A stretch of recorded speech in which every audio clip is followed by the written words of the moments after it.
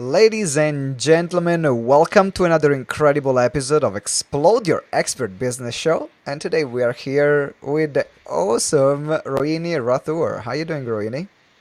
I'm really good. Thank you so much, Simone. Finally, we made it happen. This episode was supposed to be recorded in September. Then we had a Wi-Fi issue, and now we made it. So I'm really happy that we are managing to make this interview happen. In particular, because I love the topic we're going to talk about, which is going to be creating your own breakthrough. And as business owners, entrepreneurs, experts, we are running our business is like a breakthrough day after day. And it's about being conscious as well. How can we create those breakthroughs so we can take our life and our business to the next level? So, Rain, before we get started, the how to, let us know a bit more about your journey and what got you here. What got you to create your own breakthrough, starting your own business? I'm really curious to hear that. So I think that, life is a series of breakthroughs for all of us, isn't it? But some are maybe more meaningful than others. So in terms of how I got to where I am today, which is what I do as a personal development coach, was that I had a career which I actually thought was going to be for life. I worked in the city and I did a job that I really loved. And I couldn't imagine that I would be doing anything else. But there came a time when actually I looked at my life and I thought, I'm not really loving this the way I And used to. what job were you doing? So I used to work for a wealth management company and I was responsible for the investment of clients' money. And a number of our clients were charities, some were pension funds. And so I was actually head of UK equities, which meant that I was responsible for the investment performance of money that went into UK, stocks and shares. So So not it was a great job. it was not as more responsibility at all there. um, It was a huge privilege to be, entrusted with people's money. And so that was obviously an awesome, position to be in. And I loved my job. But I think that, however much you love a job, if you find there comes a day when you're not learning something new every day and it's not ticking all the boxes, you have to question yourself and you've got to see whether that's the right thing for you. And I went through that phase of thinking, well, is this still the right thing for me? And I guess the answer was no, maybe not. And I was 47 at the time. So I was kind of getting to the phase where I thought, if I don't leave now and do something else, then I'm never going to be brave enough to do that. So it was a little bit of a push from my perspective, personal life as well. There were things happening. And so that's how I made that change. But I made it not knowing what I was going to do next. So that's where the really interesting bit came, that I knew what I didn't want to do, but I didn't necessarily know what I was going to do next. But what I did know was that I had a little bit of financial cushion to allow me the chance to just explore and figure it out. And figure it out. And so that's kind of how it happened. I know you had while you were building your business, you had a very interesting hobby, which actually was a business as well, and I think you're still doing it. Can you tell us a bit more about that hobby and how that came into place in that period of transition? Yeah, so you're talking about my hula hooping. I'm talking about Yeah. your hula hooping, yes? Yes, so I actually came to be hula hooping quite late in my life. I was in my 40s. I was probably 42, and I discovered this little plastic ring that my kids were playing with, and I found it almost impossible to keep it going. I looked at my daughter; she was only 10, and she was doing it with such ease, and it kind of like this bug bit me.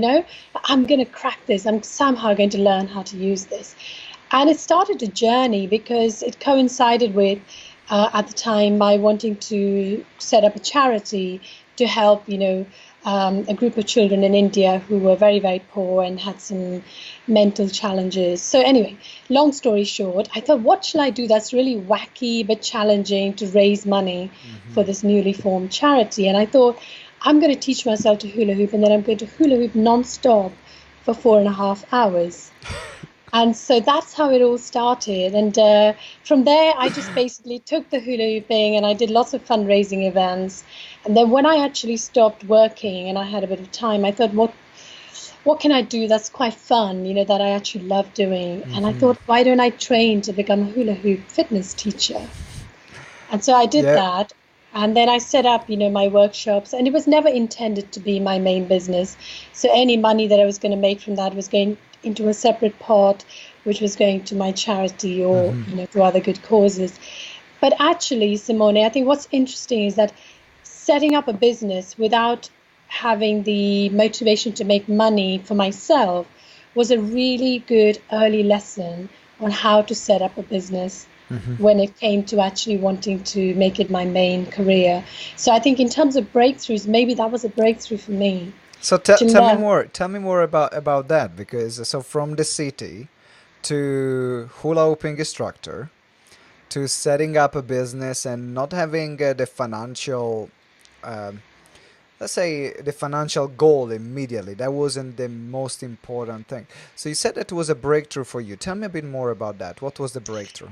So the breakthrough was that when I was in employment, obviously I was doing a job and I had a number of aspects to that job. So it wasn't like, just one or two things, but there were teams of people who did other things, like the marketing was done by other people, the finance was done by other people, compliance, so there were these teams of experts who did things that made the business work.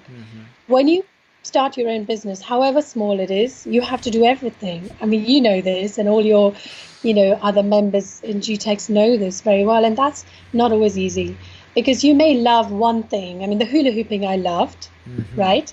That's why I went into setting that up. What I didn't initially love was that I had to market myself. I had to face, booking a hall, going there, nobody turning up, those kind of things. But having said that, I had already started a lot of my own personal development to understand how to deal with those situations. I had a really good mentor in terms of the lady I still consider my hoop idol, who taught us about how to deal with situations like that. And actually, I learned so much about customer care and how to consistently show up, even if there's one person, show up and give them such a good experience that they want to come back, Yes. And so I think those things are things I've carried forward into my coaching business. I also learned how to use various, bits of software to create my own cool marketing material, to create a brand, to create a logo.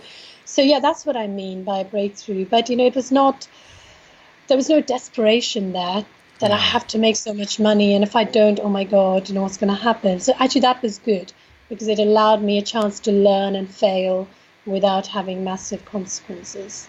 No, this is such a great sharing, because a lot of people forget, first of all, how many transferable skills we already have, maybe from other experiences. Like for you, you took the skills that you learned while setting up your open classes to then launch your coaching business.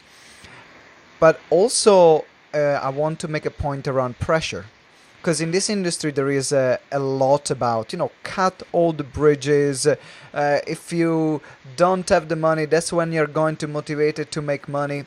But actually, for a lot of people, this works exactly the opposite way.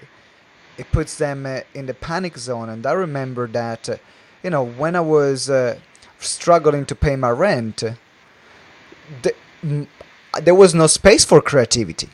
No. There was no room for thinking about, okay, what can I do next that can wow my clients? It was all about survival. Where can I get my next client? That means that I can eat tonight and still pay my rent. And so that's a great point you're making on, if you're starting out your business, maybe you gotta find out about yourself. There are some people who are more focused and productive if they cut all the bridges. But if you're the kind of person who is driven by security, have that security around you and just allow yourself the time to figure it out. Exactly. Whether you make it or not, it doesn't make a difference. But at least you're learning throughout the process. So thank you for sharing this. Very important, Rohini. I'm curious now to know from you in your life, because we are talking about breakthrough. So let's go a bit personal here. What was your biggest breakthrough, the one that you consider to be your biggest breakthrough in life? I think for me, gosh, there's several, but this is one I think it's only recently I've looked back and I've realized that was quite a big breakthrough for me. So, as you probably know, Simone, I came to England as an immigrant, so I didn't grow up here. And I struggled because I thought I was good at something in India, but then when I came here, I realized that those skills were not quite transferable. You know, they were Yeah. right for that ecosystem, they were not right for here. And I had this gap of not understanding what I was good enough to be doing. So it was quite a long period of discovery and learning. And I was going through a phase where I didn't really want to get stuck into a permanent job that I then didn't like or felt that it was the wrong one. So I did lots of temporary jobs for quite a long period of time, nearly 5 years. And during that time, I was applying to the city because I wanted to get into finance and, either as a research analyst or as a fund manager. And I had this one job interview that I still distinctly remember. And you know what they say about how women, when they see a list of 6 things on a job specification, if they can't do one, they basically won't apply. Whereas I decided I wasn't going to be that person. There was one thing on that job description I couldn't do. And I thought it's only one Okay. thing. I'm going to apply for it anyway. And that one thing was a working knowledge of Visual Basic Macro. I don't know if you know what that is.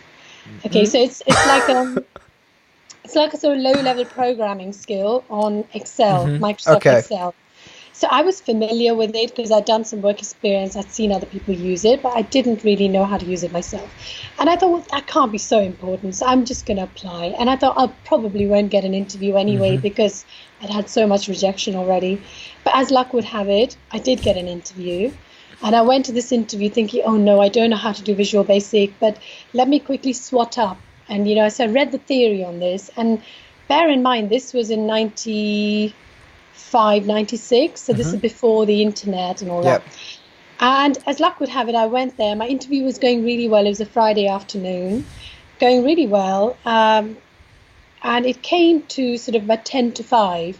And he hadn't asked me anything about Visual Basic. And I'm thinking, phew, maybe I would just get through this interview without, making a fool of myself. And then he said to me, so I'm going to test you on your knowledge of Visual Basic. And I thought, oh no, I just sat there feeling, oh my God, just turning cold with, panic. And then he said, but it's very late on a Friday, so I'm going to give you the test and you can work on it on the weekend. And then we're going to meet again on Monday and then you can show me what you've done. I'm like weak with relief thinking, oh my God, thank you, God. And so I go home and I work on this test and I kid you not, I had to give myself a crash course in Visual Basic programming. But I cracked it in the end. I spent about 17 hours working on it over the entire weekend. Managed to get my solution, even formatted it beautifully. I thought it was like a proper work of art. And then I went back on Monday. I was really proud of myself, really excited. On a disc, I had my solution. So I gave it to him and, he said, so tell me, how long did it take you to do this? Tell me honestly. So I said, about 14 hours. And he said, well, it should have taken you 20 minutes. And so I didn't get the job. But here's one thing. For the first time ever, I left that meeting not feeling bad that I didn't get the job because I suddenly realized that I had just taught myself something that I had no idea how to use. Yeah. And if he had given me a chance, I would have taught myself it. I would have done the job somehow. And that to me was a breakthrough because after that, I never, ever didn't say yes to something because I thought, I don't know how to do this. And since then, in my coaching business, I have launched webinars, I've done workshops, having never done them before, thinking, I can do this. I'm more ready than I think I am. And that's always been the case. So for me, that was a big breakthrough that came through failure and rejection.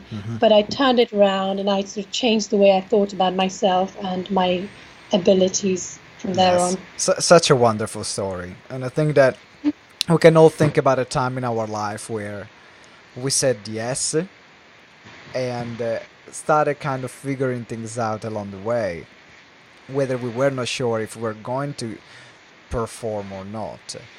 I remember when I joined the basketball team, Mm. uh, I kind of was like, oh yeah, I can play here in the fourth division, and the coach saw me the first training, and he was like, "Are you sure you want to keep training with us?" I'm like, "Yeah, coach, I give it a go," and but then I kept training, and the first 6 months they didn't even call me for a game, and then one day they called me for a game, and that was one of the happiest day of my life after 6 months of hard work. But it all came because I said, you know what, it's something I love. I love playing basketball. I want to get back, and maybe a team is gonna be crazy enough to take me. Yeah.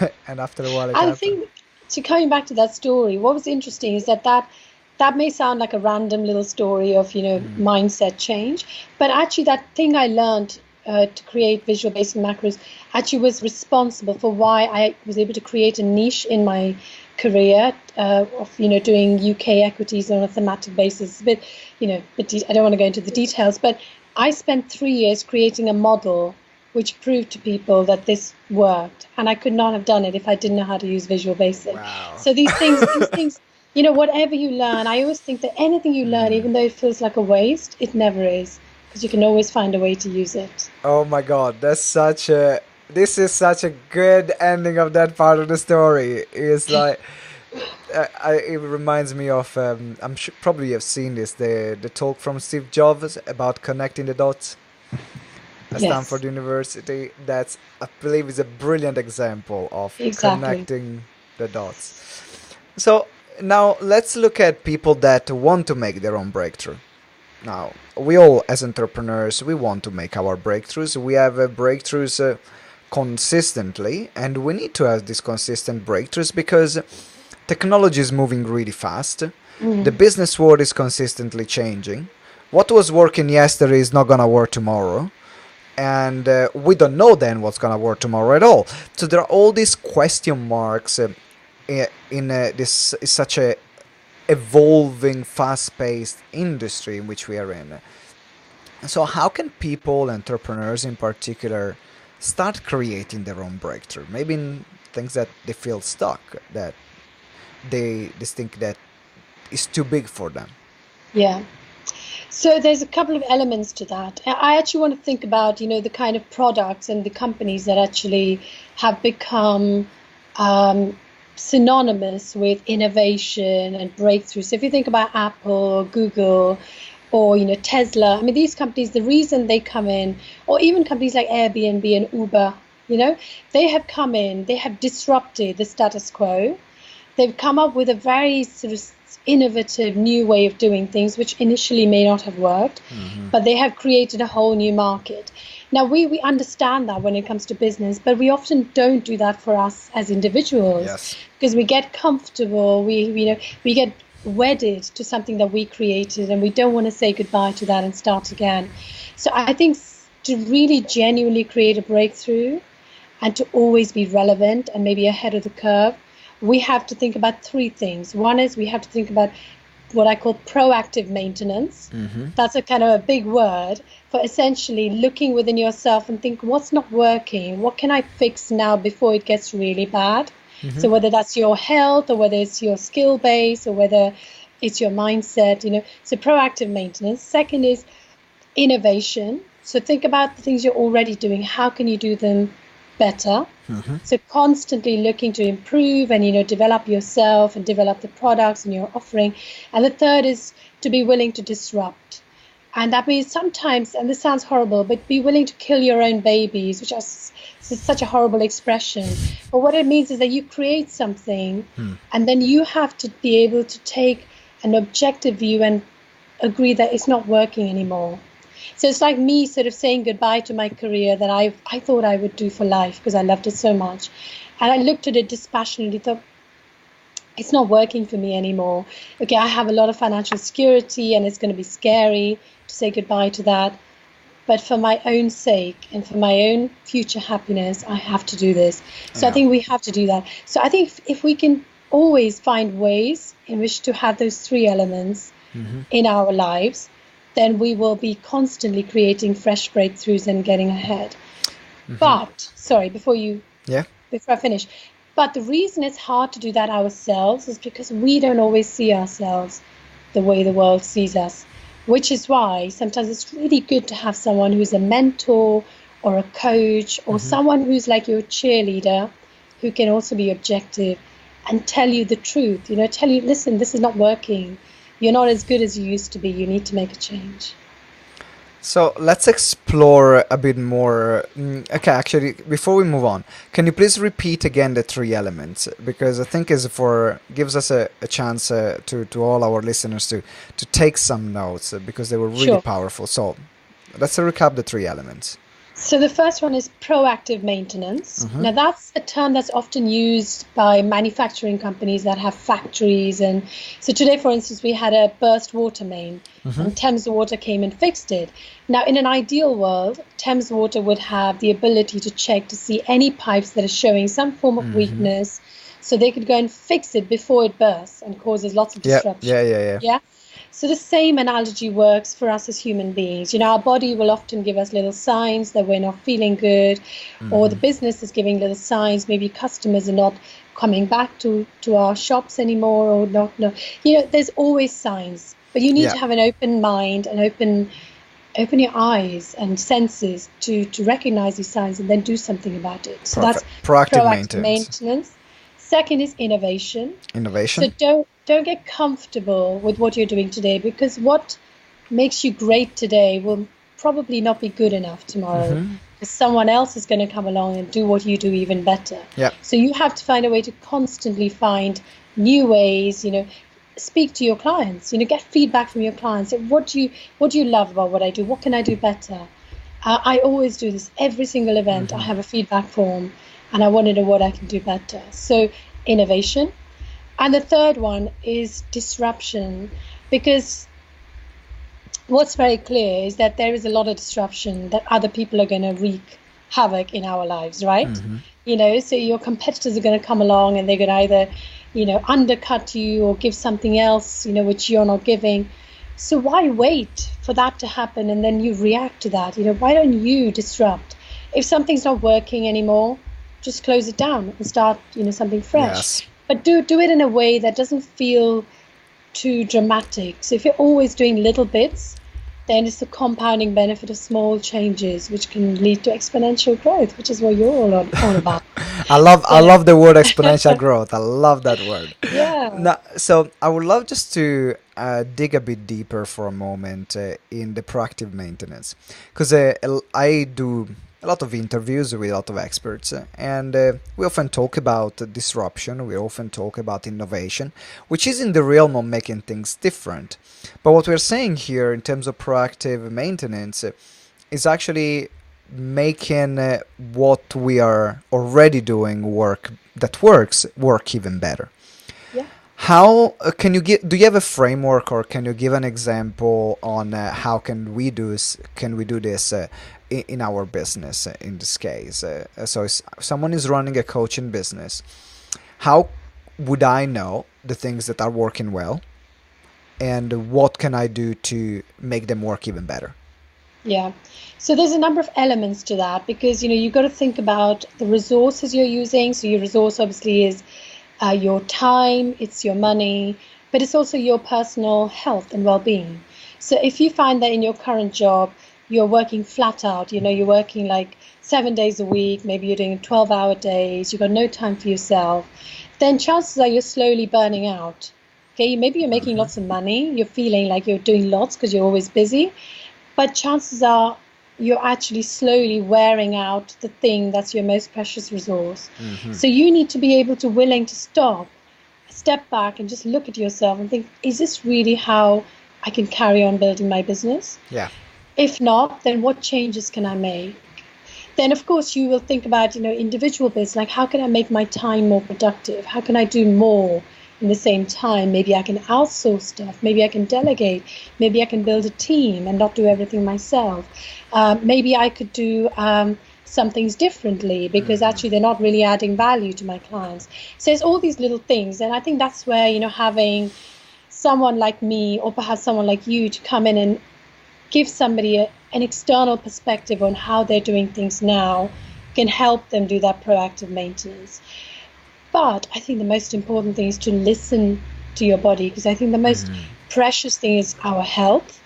And that's the bit that often suffers. When people become suddenly very successful, they get so caught up in, being at different places, different times, being at different talks and things like that, that they don't pay attention to what their body may be telling them. I know this very well. I don't know how you do it. I mean, you're amazing, like a Duracell battery, but even they run out at some point. So. That was my biggest, and it still is the thing that I'm struggling the most with. I think it's just it's been consistent for me. The fact that work has never been a problem. I can, if I find something I love, I'm just gonna work, and I don't care if it's gonna take me 48 hours straight. I just don't feel it. But what I feel is the aftermath after that. And so things started changing for me when I got married, because my wife is completely the opposite. And if it wasn't for her, I would probably be doing what I kept doing for many years. But she just like, I want to go on holiday. I want to chill. Let's relax. And I'm like, but I'm working. Shut up. Close the laptop. Come and chill. So that's what needed to happen for me to make that shift. And I think there is still improvements that can be made on that area. I think she was the catalyst for you, wasn't it? Absolutely, wasn't she, to make absolutely. You? And I think it's fair that when you have a family, like I have, children, I have other responsibilities as well. So I think you become more mindful of how precious your time is, how precious your health is. Exactly. And I think you need to be that. Otherwise, you will regret it at some point, because you are going to. Absolutely. I totally agree with you. So now we are going towards the end of the interview. Now, Rohini, you have been a Gtex member, a Gtex lifetime member for a while. What made you join Gtex? What did you find in Gtex that said, okay, that's the place for me? I think there were a number of things. I think I felt that the community was very. There were lots of like-minded people, which is something that you miss when you go into business on your own, because you don't have the camaraderie of maybe colleagues and the same kind of opportunities to chat with people who are not necessarily competing with you direct. So that was lovely. But I think also people that run Gtex, including you and, Siavash, Ben, Caroline, I think these people bring in expertise that is very difficult for someone like me to access separately. It would cost a lot more money and take up a lot more time to find the right experts to give things, like the advice, like the kind of workshops you hold, have been such great value for me anyway, giving me so much more clarity. And then, of course, the bespoke ones, with Caroline, having Siavash to guide me as a coach. So I think all of those put together, and I'm sure there's a lot more that I have not even scratched the surface on, all the courses that you've spent time creating. But I'm not somebody who actually just goes and consumes the stuff. I go when I need it, because I'm one of these people, as I said to you earlier, I look at an opportunity and think, I'm going to do this. Okay, now to do this, what do I need to learn? And then I will go back and see, okay, what have I got in terms of resources that I can use? And then I will learn it. Because then I can apply it immediately. So I don't know if that answers your question. I think for me, it was a great sort of one-stop shop for lots of things, including some incredible friendships that I've already formed. Thank you very much for sharing. If you want, guys, to learn how you can become a Gtex member, then there is a link. If you scroll down here in the show notes, you can book a call with our awesome Sephora, and she can tell you what's on offer and how we can support you and your business. Now, getting back to you, Rohini, I want to, before we leave, we want to lift the veil. And this is the part where I ask all my guests to share an app, a book, a resource, or a tool that you're using to make your life and business better. What's that for you? For me, there's a couple of books that I've read that have really changed my life. Can I mention two, or is it just one? Of course you can. Of course you can. So one of them is a book by Dr. Joe Dispenza, and it's called You Are the Placebo. And some of your listeners may have already read it. To me, it was actually interesting because I was challenged by a client of mine, because when I talked to him about visualization, he wanted proof. How does this work? So I tried really hard. I kind of gave him some, material to read and and he was just not convinced. He was not convinced. In the end, I kind of parted ways with this client because I felt that I couldn't work with someone who was always questioning me, who wasn't willing. But what he did give me was a really huge gift. And he told me about this book, and he said, you should read this book because it will answer the questions that I was asking you. And it is an amazing book, and it basically tells you the power of the mind to create a life you want. And this is something I have always believed in. I've done this for myself, but I never really understood the science behind it. And it's a wonderful book that bridges spirituality with science. So I think whichever side of the coin you sit on, it's an amazing book that does both of that. Can you repeat the title once again? It's called You Are the Placebo. Yes, You Are the Placebo. By Dr. Joe Dispenza. Perfect. And the second book? And the second book I've just finished reading, actually, is called Shoe Dog by Phil Knight, who is the founder of Nike. Yeah. Have you read that? Not yet, but you're not the first person who mentions it in few days. So it's a kind of a sign of destiny for me to read it or listen to it. I would say listen to it, because I actually listened to the Audible, and the narrator is absolutely brilliant. It's a book about business and it's his story, but it gave me goosebumps. It's so beautifully written, and there's such powerful messages. Sometimes people say business is all about money, and you got to listen to his story, and it tells you that the day your business is all about money is the day your business is in trouble. That's what he says. Yes. It should never be all just about money. It's a great book. Awesome. So Shoe Dog from what's the author again? Phil Knight. Phil Knight. Knight. Awesome. So you can scroll down. There are going to be those titles here in the show notes, so you can download them. Now it's time to wrap up, Rohini. It's been a pleasure having you on the show. If people want to reach out to you, get to know you, work with you, what do you have for them, and where can they get in contact with you? So they can get in touch with me via Facebook. So I have my own personal page, but I also have my business page, which is actually under my name, Rohini Rathour. They can also get in touch via LinkedIn, because I'm on LinkedIn as well. I do have a Twitter account, but I don't use it very much, so I would probably not suggest that one. And of course, my website, which is, you're probably going to put the link at the bottom, so you can email me through my website as well. Fantastic. So make sure you get in touch with Rohini, attend their amazing workshops. I was recently at one of her latest workshops around powerful communication, and it was a very powerful, it's using the title of the workshop, to see how we can communicate better as human beings, because it all involves around communication. Everything we do with your clients, to get new clients, and communication is not one of the skills that is often taught well enough. So I absolutely love attending as well your workshop and being there, and I know you're going to do more of them, so make sure you check out Rohini, see where their next workshop is gonna be, and then sign up there. Rohini, it's been an absolute pleasure. Thank you very much for being on the show with us. Thanks for having me, Simone. I've really enjoyed this. It's my pleasure, and thank you very much, ladies and gentlemen, for listening to the show. Now, if you enjoy, there is only one thing you got to do. Actually, two things. One is to subscribe. I know that button is calling you, so click that subscribe button, and also leave us a review. It will mean the world to us. We put a lot of work in finding the best guests, in creating the best content for you, So it would mean the world to me if you can leave us a review on iTunes.